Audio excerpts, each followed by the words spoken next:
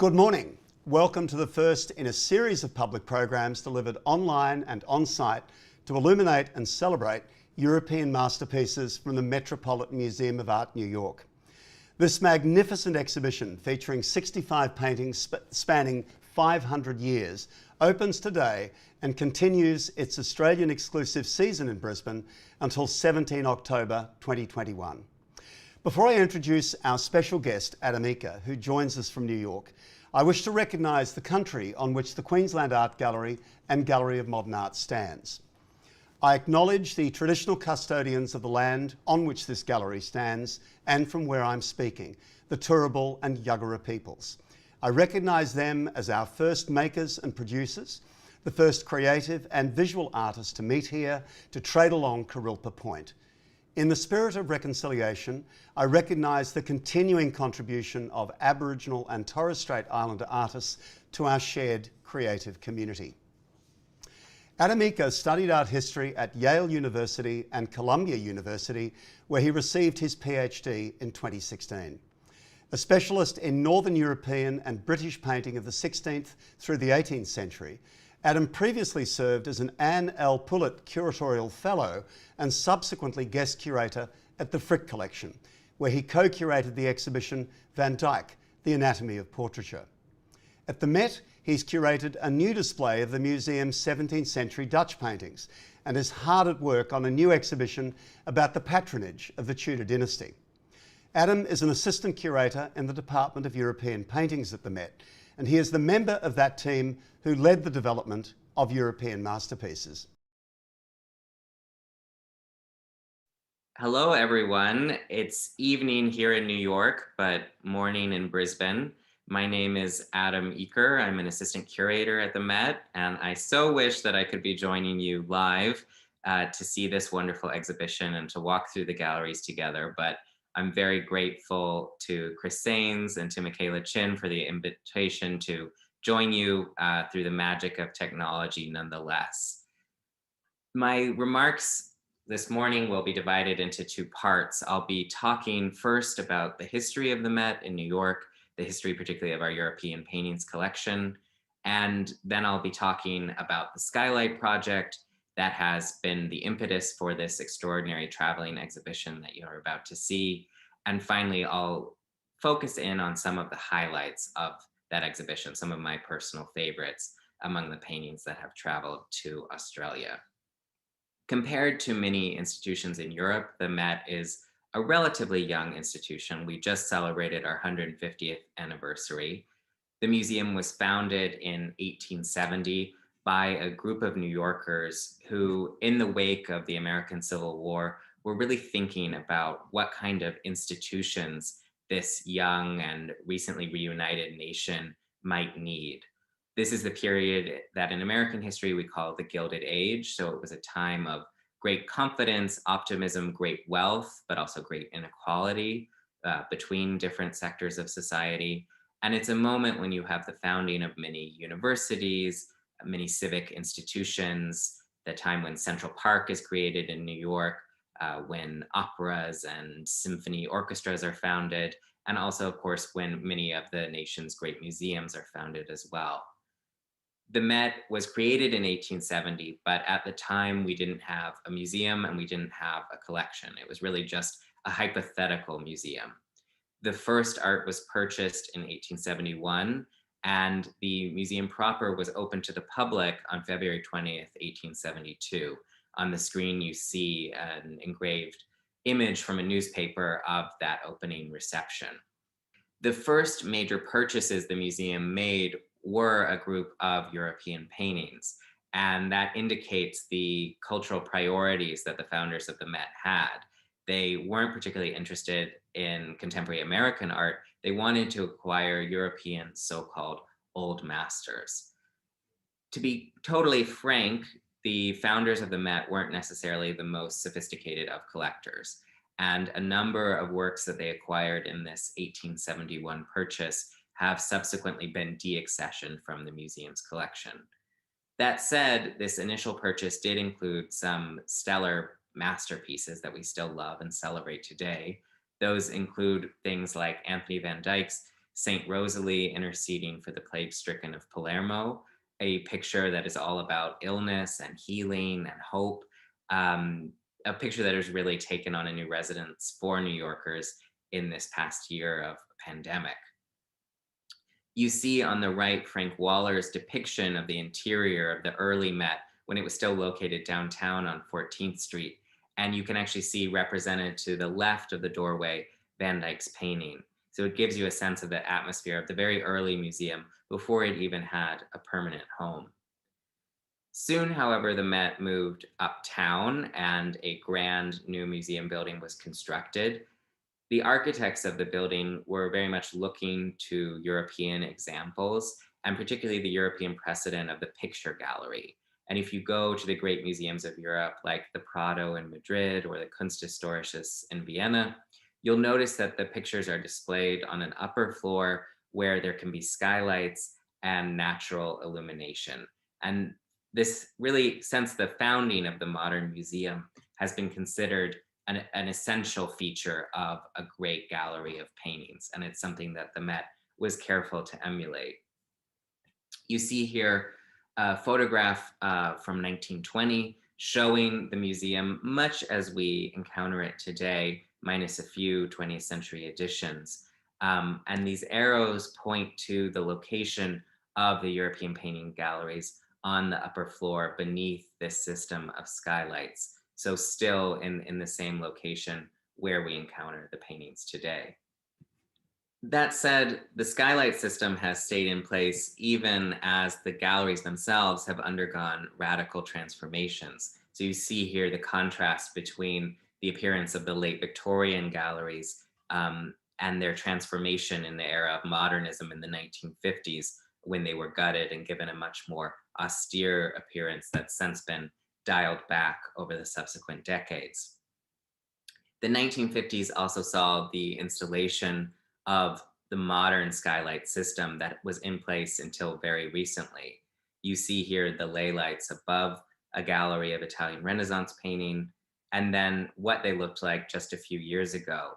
This skylight system that was installed in the 1950s was really intended only to last, I think, about 30 or 40 years, but it stayed in place all the way until 2018, by which point it had become quite deteriorated.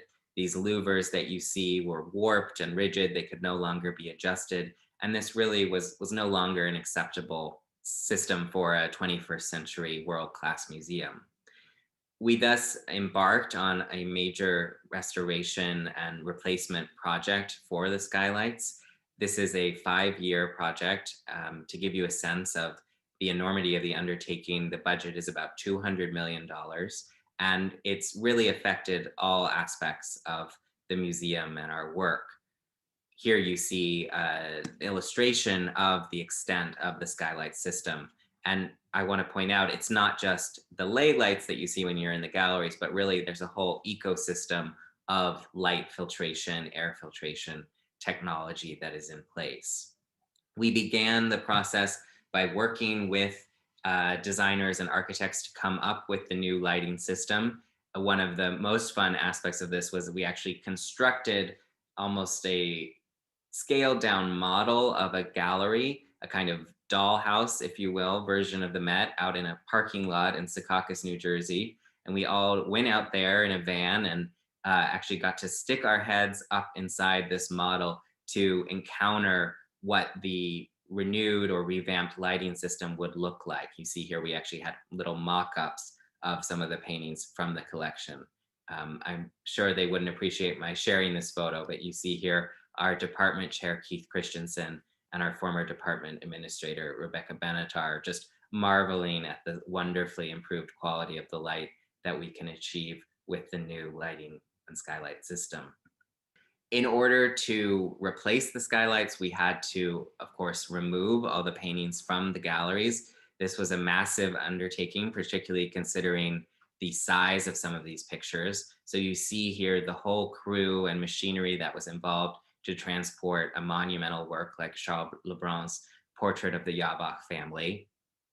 There were some hair-raising moments, but we have a wonderful team of art handlers and collection managers making sure that nothing went astray or amiss during this multi-month process of clearing out the galleries.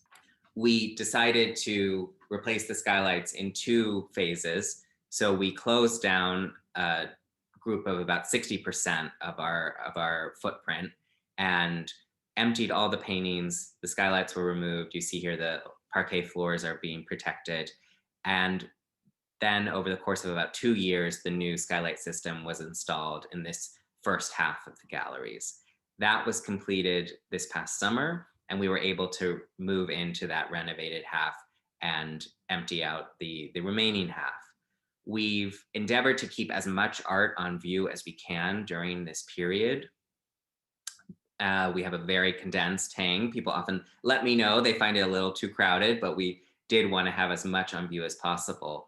That said, though, we knew we couldn't fit nearly everything that we want to show, and we weren't happy with the idea of just having our paintings languishing in storage for several years. So we knew that a traveling exhibition was going to be part of this project from the inception.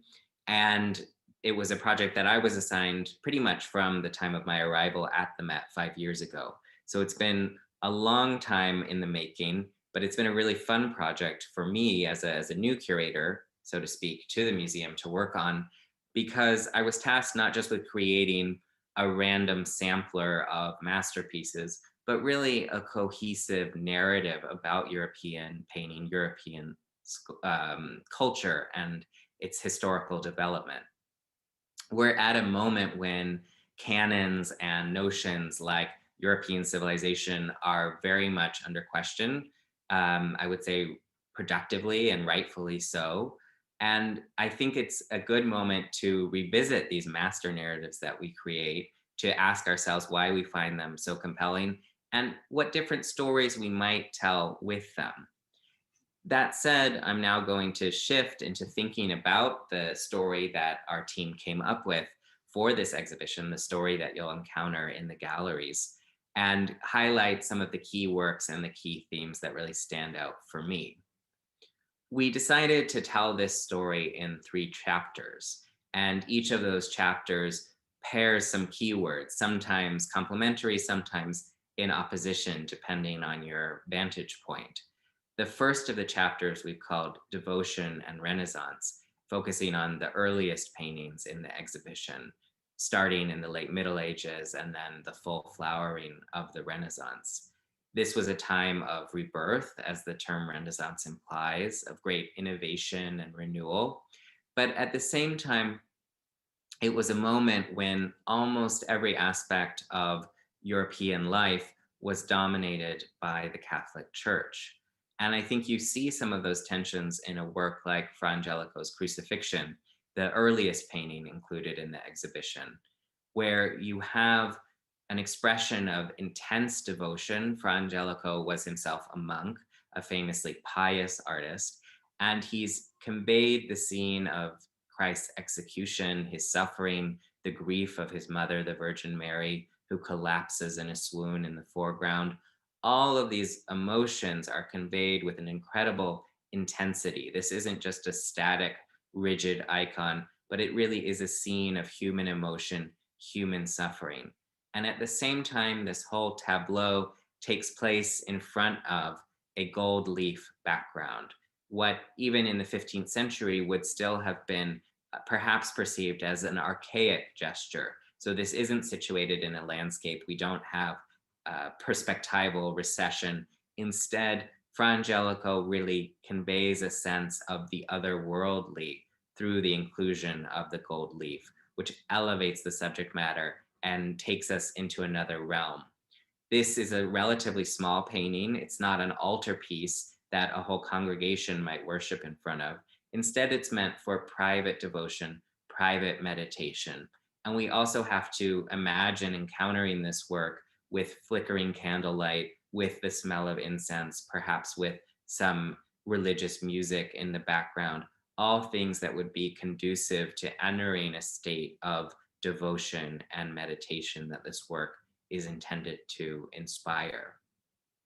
And within the exhibition, we have an interesting contrast between this work that looks back in many ways to late medieval practices of devotional image making, and a work from just a few decades later, Carlo Crivelli's Madonna and Child. Crivelli was a northern Italian painter with a fairly colorful career as he traveled between different cities, and he's known for this hard-edged, almost eccentric style. You see here how he is an amazingly illusionistic painter. So there's this strange garlands of fruit and a very large cucumber or gherkin at the top that he's conveyed in an almost deceptively illusionistic fashion. He's also included this fly on the parapet that seems like it's hovering on the surface of the painting. So we're almost tempted to reach out and swat the fly away. At the same time, there's a real tenderness, there's a realism to the emotional connection between the Virgin and her child, who seems like a real chubby toddler clutching this goldfinch in its little hands. And that quality of emotional connection is something you see as well in a nearly contemporaneous depiction of the same subject by the Flemish artist Dirk Bouts, another picture featured in this section of the exhibition. But unlike Carlo Crivelli, who depicts his religious figures with jeweled halos wearing sumptuous fabrics, Bouts has pared down the composition to its essential elements. So we have a very almost humble, intimate encounter between a mother and child. If we didn't know the iconography of the Virgin and Child, we might think this was just a portrait of an ordinary family. And there's again a very realistic quality to the way that he's observed the affectionate gestures of the child, these earthy, ordinary hands clutching the child to the mother's body. All of this is grounded in observation of the natural world, evocation of real emotional connection and sentiment. And it makes us, the viewers, feel connected to these figures as well. Sometimes people will say to me, I'm not that interested in earlier art. It's all religious. It's all the same subject matter. Too many crucifixions, too many depictions of the Virgin and Child. But I think these examples show just how much variety great artists were able to achieve working with a very limited range of motifs. And I think when you juxtapose the same subject by two different artists with totally different approaches, you get a sense of that inventiveness, that variety. It's like how great poets can reinvent forms like the sonnet or the haiku, even though they're working within very tight constrictions. Almost all art in this period was made on commission, whether it was from the church or from the royal court. And art was meant to have a function. So I've shown you thus far examples of works that you're meant to pray in front of. But if we think of portraits, you were meant to remember the sitter, whether it was your ancestor or maybe your beloved. Art had a real function. And it's only in succeeding centuries that we start to have an idea of art for art's sake, divorced from function, and also art that is made for the market without a prospective buyer already lined up. An example of an artist working in something resembling the modern art market is Johannes Vermeer. And he features as one of the stars of the next section of the exhibition, what we've called absolutism and enlightenment. Absolutism referring to the very powerful monarchies and courts that emerged in Europe in this period, the emergence of the modern nation state. If you think of the great palace of Versailles and Louis XIV, the absolute monarch who said, I am the state.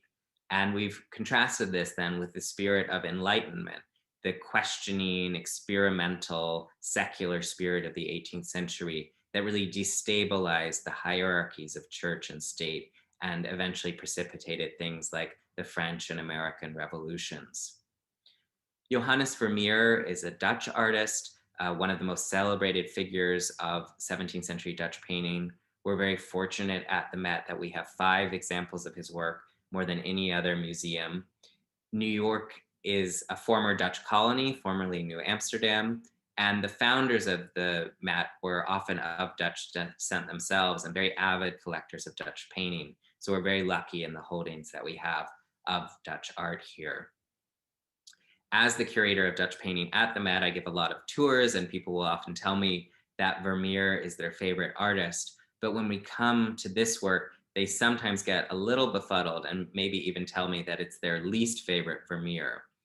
In many ways, this work differs from our standard image of Vermeer. If you think of paintings like The Milkmaid, these very real, very almost humble domestic interiors, instead, this is a grandiose Baroque allegory. And when I say allegory, I mean a depiction of an abstract concept using a codified symbolic language. In the case of this painting, the abstract concept depicted is the Catholic faith or the Catholic Church, which is here embodied by this woman in blue and white who holds her hand to her chest. And it was very common in allegorical painting in the 17th century to depict abstract concepts through female figures. In this case, the Latin nouns for the church or for faith are both feminine nouns. And so it made sense to embody them through the figure of a woman. Here we see the church placing her foot on the globe, a very literal reference to her global dominion. Meanwhile, in the foreground, you can see the cornerstone of the church, which has crushed the serpent of evil. There's this gruesome trickle of blood coming from its mouth. And then also in the foreground, there's an apple with a bite taken out of it, a reference to Adam and Eve and the fall of man in the Garden of Eden. Then hanging above the figure of the church, we have this glass or crystal orb, probably referring to the heavenly vault, the celestial realm, contrasted with the earthly below. This is an allegorical language that would have been decipherable to an educated viewer in Stockholm, in Naples, in London. This was a very international language. You could actually buy a handbook that would explain to you as an artist or as a viewer how to depict all sorts of abstract concepts in this way. But what's so striking about Vermeer's painting is that he's situated this allegorical apparition, if you will, within a recognizable domestic interior. So we have a chair with a cushion on it in the foreground. We have this curtain that's pulled aside. And in the background, we have a more traditional religious image, another crucifixion like that Fra Angelico that you saw before. We think this was a real painting that Vermeer owned. We actually have his household inventory. So it seems as though he set this manifestation, this abstract depiction or tableau of the Catholic faith within his own home. And it's important to know that Vermeer was actually a convert to Catholicism. He converted at the time of his marriage to a fairly wealthy Catholic woman. And this was an unusual decision at a moment when Catholics faced a number of legal restrictions in the Dutch Republic, which was an officially Protestant state. So it wasn't illegal to be Catholic, but you weren't allowed to celebrate the Mass in public. You had to celebrate it within the privacy of your own home in so-called hidden churches. And knowing that, I think we can interpret slightly differently this theatrical device of the tapestry curtain that's been pulled aside. It seems to give us a sense that we're glimpsing something clandestine, something hidden. We're privy to a private mass, a private act of devotion at a moment when Catholics are fairly beleaguered in their situation in the Dutch Republic. Within this section, Absolutism and Enlightenment, we've also included a painting made at the very dawn of the 19th century, one that reflects widening opportunities for women to be artists. This is painted a little over a decade after the start of the French Revolution, which really transformed the status, the legal status of French women for a brief moment before Napoleon rolled back many of their legal gains. So for example, things like divorce were legalized, and women also had increased opportunities at this moment to study art and to exhibit their art. There's been some debate about the attribution of this very enigmatic and mysterious depiction of a young woman artist, but most scholars have now reached a consensus that it's by a little-known painter named Marie Denise Villers. And she's depicting a fellow woman artist in this scene. She seems to be sitting in her studio with a portfolio on her knee, and she looks out at us as though to study us. So we've gone from Vermeer's depiction of a female figure as an abstraction, an allegory, to a depiction of a woman as an artist in her own right, one who subjects us, the viewer, to her gaze and her scrutiny. But this is also, I would say, a somewhat unsettling image. If you look in the background, you see that one of these large panes of glass behind the figure is shattered. Um, and there is a certain sense of menace or mystery here that art historians have never really been able to decipher. We know this was painted shortly after the French Revolution, after the Terror, when so many met their fate at the guillotine.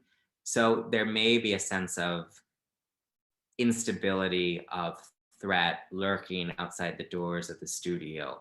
But we've never really had a satisfactory explanation of this painting. And as I said, there are even some debates still about its authorship. That said, it's become over the decades one of our most beloved pictures at the Met because it does have such an inviting, iconic, and enigmatic quality. It was actually purchased or given to the Met as the work of Jacques-Louis David, the much more famous French neoclassicist painter. But I think the fact that it is now recognized as the work of a woman artist has only added to its appeal for a 21st century audience. And one thing we're doing at the Met is very much actively expanding our representation of women artists throughout our collection, and also the work of artists of color and sitters of color as well. So this is all to say that the story we tell and the collection that we show is not static, but is constantly evolving as we question and interrogate things like the European canon. And that questioning spirit is something that really dominates the final section of the exhibition, what we've called Revolution and Art for the People, where we've come a very long way from an art world totally dominated by the church, by the aristocracy and the monarchy, to art that is really practiced as a form of social critique. And French realism plays a critical role in this development. You see a classic example here in the work of Honoré Daumier, depicting a third-class railway carriage. We see here his unflinching examination of the conditions of life for the working poor in France, crammed together in this very uncomfortable railway car, itself a symbol of industrialization and modernity. But at the same time, I want to point out that Daumier is looking back to much older traditions of art, particularly in this figure on the left of a young mother nursing her child. We've already seen depictions of mothers and children dating back to the 15th century, those devotional images by Fra Angelico, Carlo Crivelli, Dirk Bouts. So Daumier is very consciously harnessing the power of an ancient and venerable tradition of devotional art, but he's relocated it to the very modern setting of a third-class carriage. He's playing on the visual memory of his beholders, who would all have been familiar with those depictions of the Madonna and Child, and he's challenging them to recognize the humanity, the tenderness of life among people who were often overlooked or marginalized. I want to conclude this examination, though, with an image whose revolutionary quality may be slightly less obvious than the Daumier. It's Edouard Manet's Boy with a Sword from 1861. So a painting painted just 9 years before the Met was founded, what would have been contemporary art to the museum's founders. And it's a work that really reveals the pictorial qualities for which Manet is celebrated today, the way that he plays with certain qualities of flatness or almost abstraction. He was very much critiqued for that flatness by contemporary critics who were used to the realism, the contours and modeling of academic painting. He's depicted a child here who may be his own son, but it's not intended as a portrait. It is instead an image that is meant as an exposition of Manet's style and also his engagement with historical art. The boy is wearing a costume that contains some historical elements that wouldn't have been necessarily contemporary, even in the 1860s, like this white floppy collar that seems to recall 17th century Dutch painting. And he's also awkwardly holding this sword. It's like a theatrical prop, and he probably did borrow it from the studio of another painter who painted historical scenes. So we see this child literally struggling to hold a historical artifact.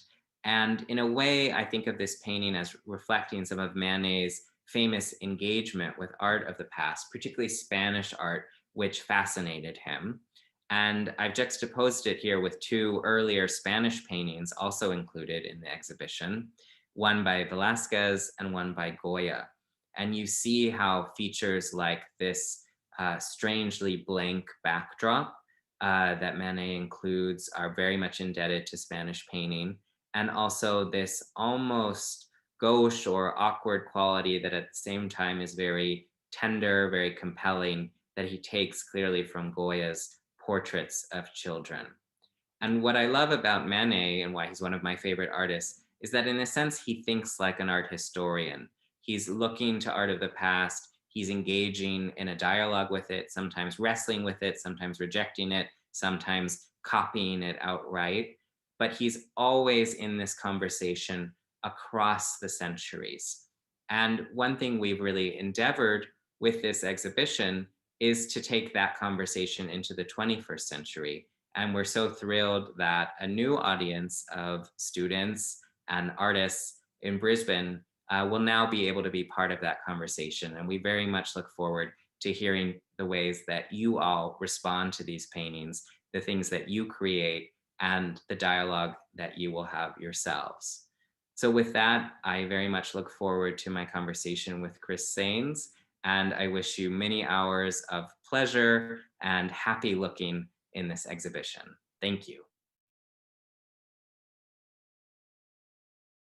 Adam, it's a very great pleasure to welcome you and to thank you for the enormous contribution you've made to a show that, very sadly, you won't get to see in person. Thank you so much, Chris. And it's been such a pleasure to work on this project and to collaborate with you and your team. And although I'm very sad not to be with you in Brisbane right now or during the run of the show, it's some consolation that we have the wonders of modern technology to keep me informed of all the great programming that your team has developed. Good, we hope you follow it. Adam, you mentioned early on in your lecture that the designers of the Met's first day-lit galleries strove to emulate the great picture galleries of Europe, the Kunsthistorisches, the Prado among them. When those galleries opened, how did the hang or the physical arrangement of the works differ from today's? And what does that reveal, do you think, about the public function of the Met's European galleries 150 years ago and today? We're fortunate that we have a number of photographs and prints and even paintings depicting our galleries as they looked in the last quarter of the 19th century when the museum first opened. And what's really striking in all of those images is how densely hung the walls are of the museum. It's what we would call now a salon style hang, so almost floor to ceiling. And I think to a 21st century eye, it's overwhelming, disorienting. You don't really know where to look.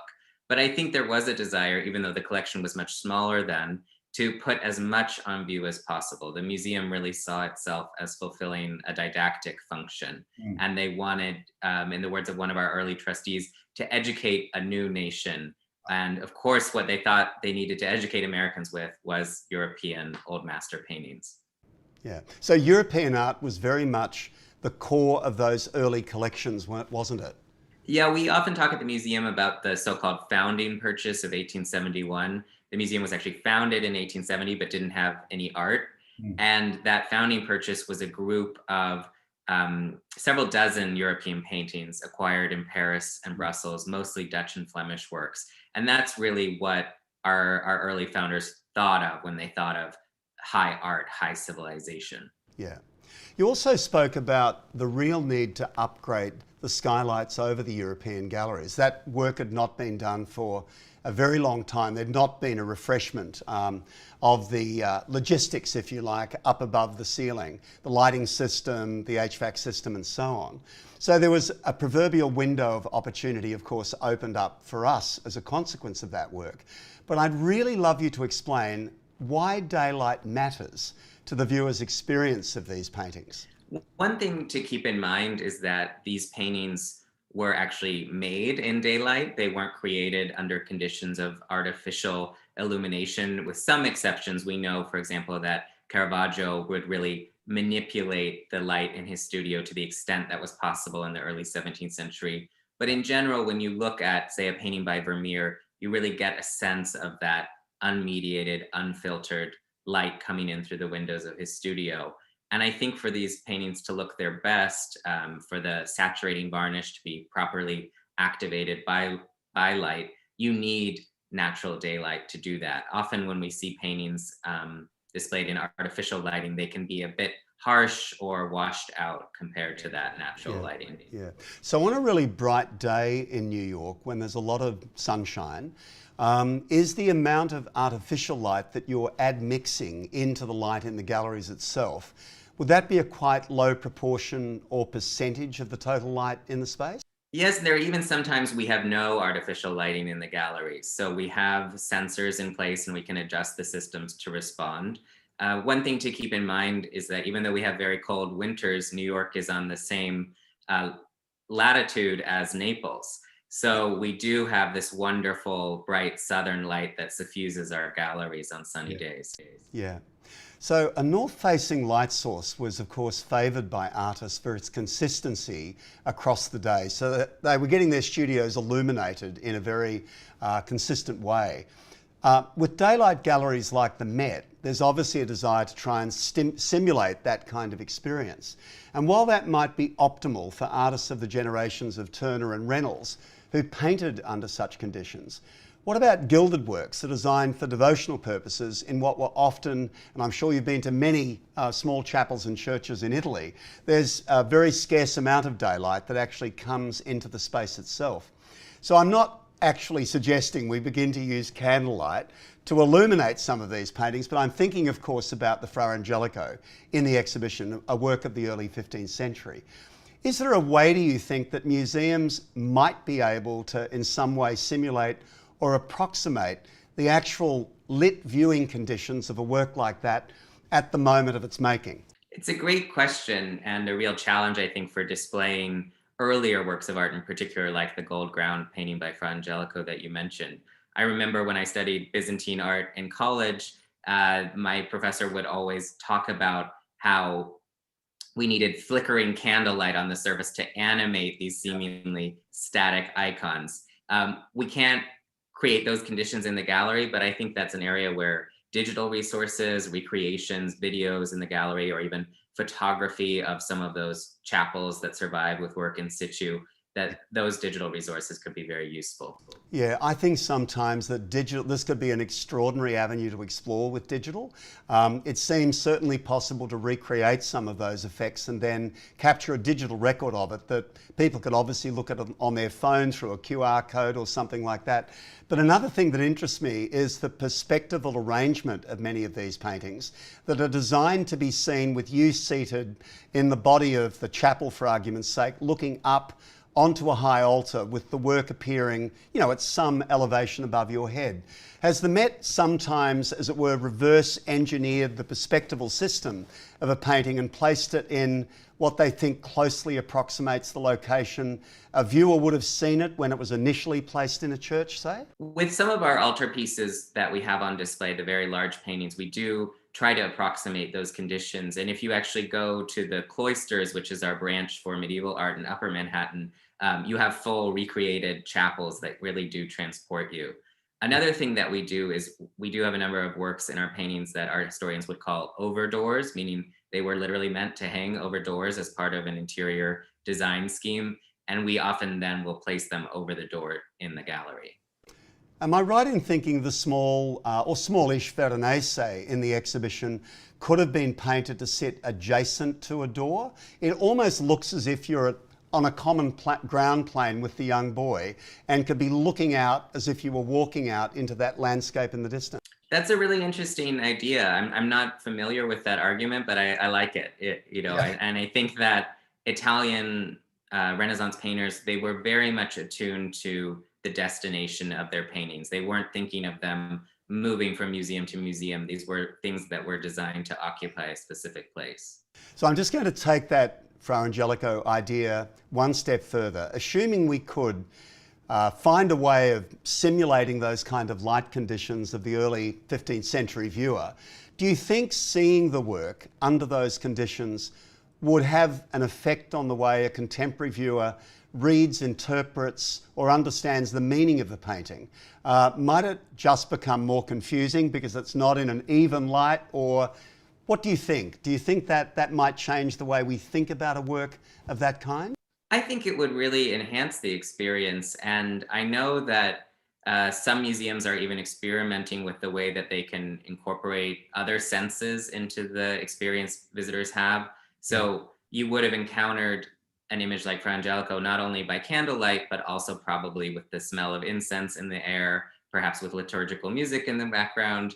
All of those things would have really heightened the devotional encounter you would have had with this image. And sometimes I find when music gets piped into exhibitions, it can be a little cheesy, but sometimes it can be very effective. Yeah, I think it often depends on the ratio of people in the room, and that more people in the room, it can seem very strange. And if you're in a room close to being on your own, it can actually be quite moving. It sort of depends a lot on the situation. But look, another thing I wanted to turn to that you also mentioned in the talk was that great artists seem to have an inexhaustible capacity to work within very narrow constraints. Certainly the artists of the early Renaissance were responding very much to biblical text and to scriptural prescriptions given to them by the commissioner of the painting, typically the church. And I think when you look at Baltz's beautiful, very tender Virgin and Child, which we can of course assume was painted on commission, and then you look later at this kind of synthesized moment that culminates in the Water Lilies. So I'm moving through a lot of time here, and that was a painting more likely to have been painted in a sense to please the artist himself and his vision for how he wanted to depict his garden, as distinct from requiring, his patrons to be pleased with his particular account of a story. So what is it about pictorial constraint? People like Cézanne impose it upon themselves. People like Fra Angelico have it imposed upon them, that so often results in progress and moments of innovation in painting. I forget what poet said it, but there's a famous quote about writing free verse being like playing tennis without a net. And I think that there are a number of artists working in different media who do respond to formal constraints.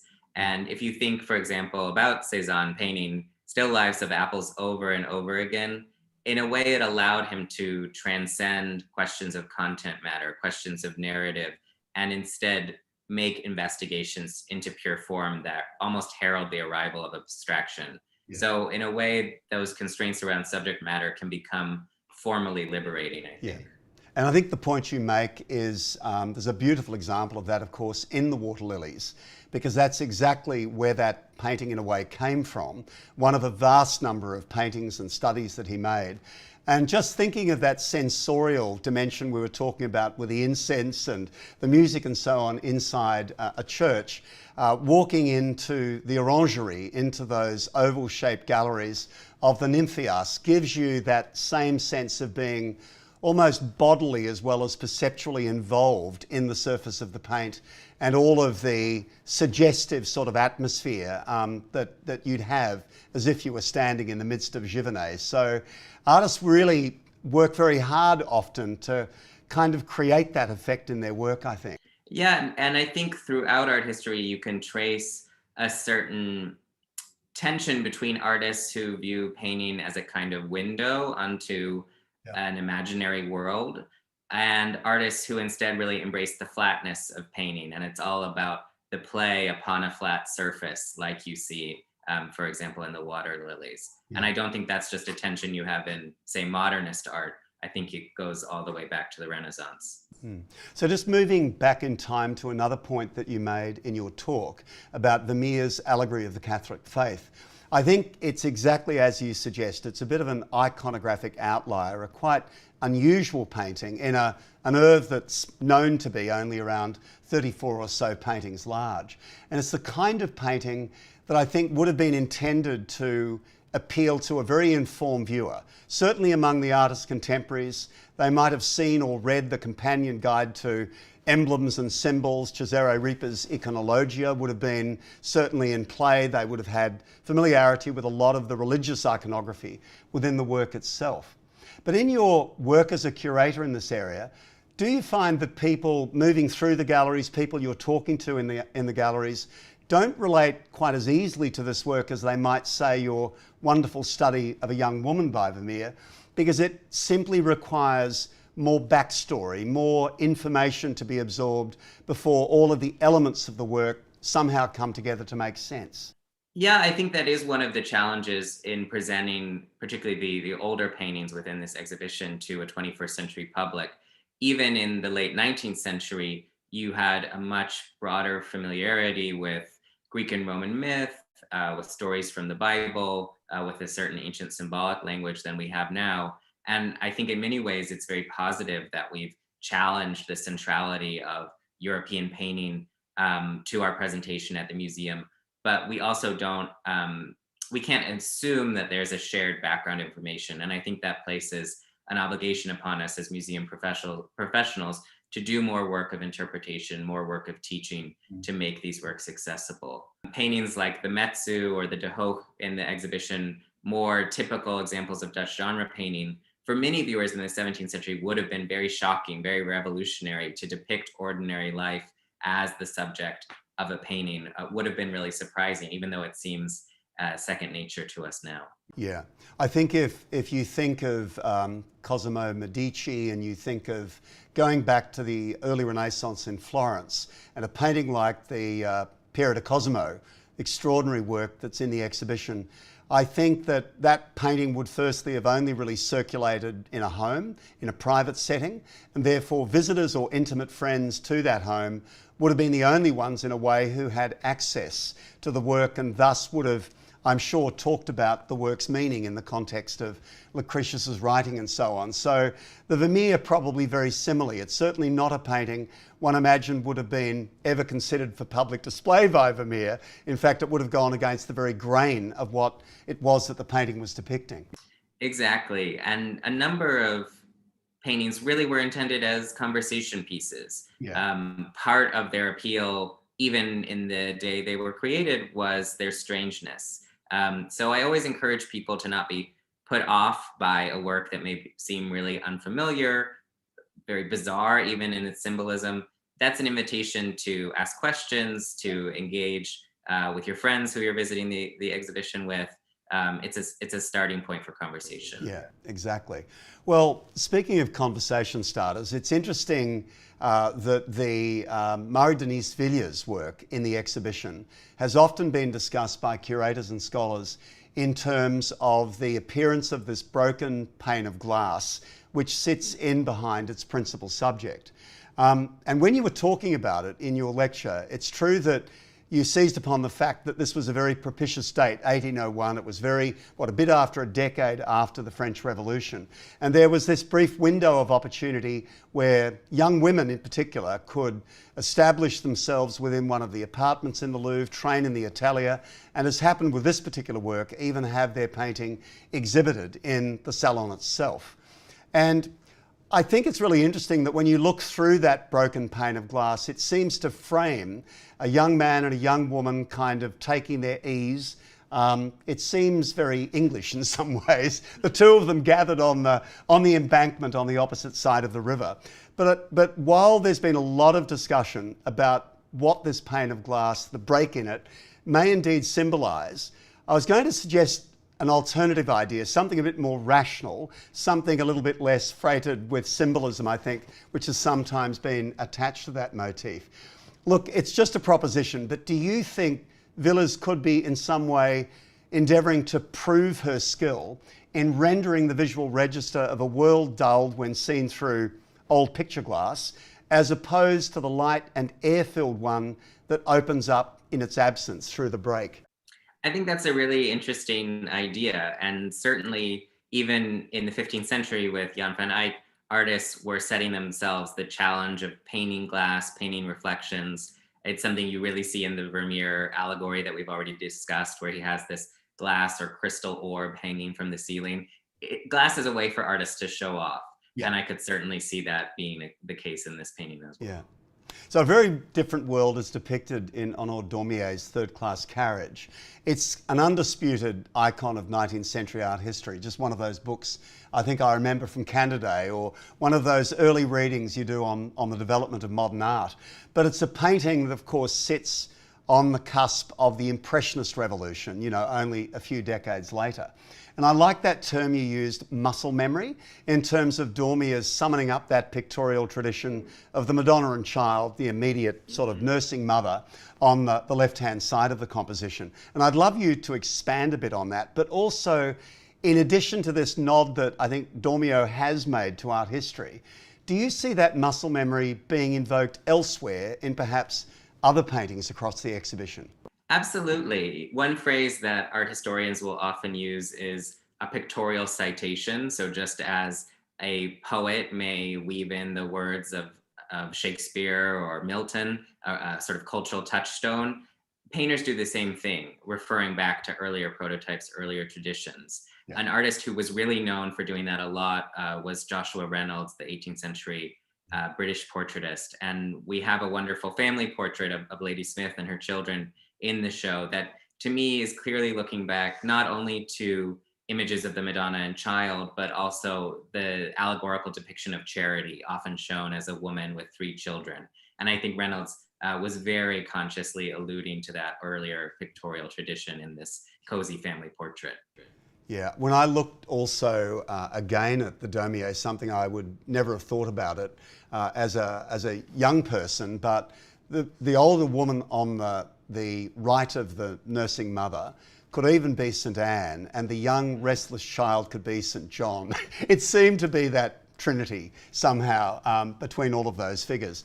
But look, I'm going to just turn to face another painting, and I know one that you're very familiar with, one that featured in a recent installation which I saw of yours at the Met a couple of years ago, and it's Rembrandt's Flora. And I think it is one of the most remarkable paintings in an extraordinary exhibition. And I know it's a subject to which Rembrandt himself returned several times across his career. So what do you think it is about the way in which Rembrandt has composed and painted this work that makes it such a compelling, and I would argue timeless work in many regards? I think this is another example of an artist engaging with the past and then refashioning it in a new and contemporary way. Rembrandt was notorious for the fact that he never traveled to Italy, unlike most ambitious Northern European contemporaries. And his engagement with classical antiquity was intense, but very rebellious and provocative. So Flora is ostensibly a Roman goddess, but he isn't depicting her as some kind of marble statue come to life. Instead, she looks like a flesh and blood Dutch woman in a linen shift, holding real fruit or real flowers in her hand. And there's an earthiness to Rembrandt's art, an engagement with the everyday, with the reality of flesh and blood that's just so characteristic and is still immediately accessible to us all these centuries later. Yeah, I think one of the other things about looking at a great work by Rembrandt is that sense of paint handling is so direct that you feel that the touch of the brush is just sort of lifted. And there are, of course, many other painters working contemporaneously whose effort was more to blend out the evidence of the artist's hand, where Rembrandt literally gives that to you. And here we are, hundreds of years later, still, I think, taking great visual pleasure in that evidence of his extraordinary capacity to make paint somehow render humanity, render human flesh in an incredibly persuasive way. Yeah, I think it connects with what I said earlier about some painters really embracing the surface of the canvas or the panel that they work on. And Rembrandt is really one of those, that he's almost a sculptor in the way that he builds up layers of paint, layers of brush strokes. So there's a tactility to his paint application that is so engaging. It just makes you want to pore over the surface of the work. So just a broader question. The story of European painting's often told in terms of the rejection of past traditions, the impact of some striking new innovation that sets art off in a new trajectory. In many ways, that's the kind of meta-narrative of Caravaggio's arrival in Rome and what resulted from some of those early commissions. But on reflection, do you think that the 65 paintings in the exhibition work to broadly consolidate that overarching narrative, or do they actively question its value? I'm just interested to hear your reflections on that.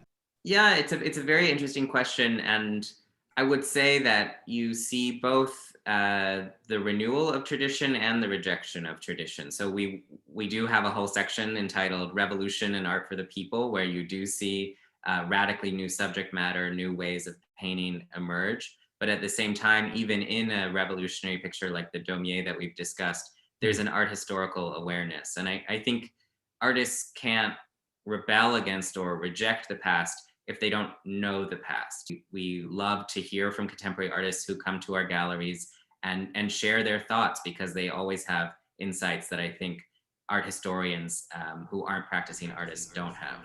Oh, I very much agree. Look, part of the beauty of the show, I think, is that its art historical reach allows us to draw direct lines of ascent and descent from Raphael to Poussin, then to Cézanne, from Titian to Rembrandt, and then to Turner and Monet. And in developing your ideas for the show, was this something that you actively considered, or does it, in a sense, simply arise from the fact that the Met has a very high quality, very representative collection of European paintings to draw on? I think one point that we wanted to make is that there is no one European tradition or conversation. It's a series of conversations. So Georges de Latour is engaging with Caravaggio, but Poussin loathed Caravaggio. He's looking to Raphael. There are these different lines of descent, different genealogies, if you will, and sometimes they absolutely clash with or reject one another. And I think that's what makes the conversation so exciting. Yeah, even almost in the last room of the show, you've got Sisley as a kind of an exemplary impressionist painter in many ways, and a very classically impressionist work. And you think of the way that Cézanne really fought to return to the solidity of what he called the art of the museum, and going back to Poussin to literally draw formal strength and to reconstruct a view of the world that wasn't as ephemeral and fugitive and so on as an impressionist painting would render it. Yeah, and one thing that I found as I've gotten older and spent more time, I'm much more open to those classicist traditions represented by figures like Poussin or Cézanne. I started off hooked on art history because I loved Caravaggio. I loved the rebellion, the drama, the intensity. And now I think I have more appreciation for the placid, reflective, very cerebral art of the classicists. Well, I really hope, because of the kind of emotional range in this exhibition, that that's exactly what our visitors will see as well, that often the temptation is head to the last room, look at the Monet, and because everyone is so familiar with Impressionist painting. And the level of broad community familiarity with some of these earlier works, of course, it's just not as self-evident. And you only have to go to the galleries of any major art museum to know that the late 19th century galleries are heaving with visitors, and some of the early galleries are often quieter, which also makes them some of the very best spaces to go into. And I think that going into those spaces is what really begins to open up your understanding of what happened later, and the way that art feeds itself, I think, in this kind of way, really is made manifest in a big show that looks over such a stretch of time. So I think it's something that our public will really enjoy about it. Well, I hope so. I have to ask, why do you think that these paintings and that the artists who painted them continue to matter in the present day? And I'm thinking here, of course, of many of the earlier works we've just discussed. I think all of us looking in would have our own particular response to that question, but I'd be really interested to know yours. I often think of painting and also curating in terms of storytelling. And what I love about so many of these older paintings is that they tell very elemental, very primal stories that I think we can all connect to. So we've talked already a fair amount about the Fra Angelico, the oldest painting in the show, which is on the one hand a depiction of a sacred narrative, the crucifixion, but it's also a story about a mother who has lost her child. And it's a very powerful, very raw, even depiction of human grief. And that's something that unfortunately I think all of us can identify with to one extent or another. We can project ourselves into these stories. And there's a reason, whether you're a religious person or not, that these narratives have stayed with us in one form or another for so long, because they are elemental human stories about love, about desire, about loss, about anger, all these emotions that all of us share and can identify with. I absolutely agree, and I think emotion is a really good way of describing what it is that these paintings do when they appeal to us. They don't just appeal to us aesthetically or in a sensory way. They talk, because so many of them, of course, are inhabited by the figure. They're talking directly to us as human beings that would experience the same sense of loss and so on that you speak of, and would understand what that experience feels like today when it occurs in our lives, as it did when it occurred in the figures in that crucifixion painting. So that really takes us from the end of the show back to the beginning of it. And Adam, I do want to thank you so sincerely for the way in which you've not only arranged and curated the exhibition and very thoughtfully given us an account of the way in which its edges and elements were brought together, but also to thank you very, very much for the opportunity to speak this morning. It's been a great pleasure chatting to you. And I do want to acknowledge the time that you've given to supporting our public program on the day that the exhibition opens. And I'm very sad you won't see the show, but we'll ensure we bring it to you through video and photography and every other way that we can to give you at least some sense of experiencing it. So thank you so much for your time this morning.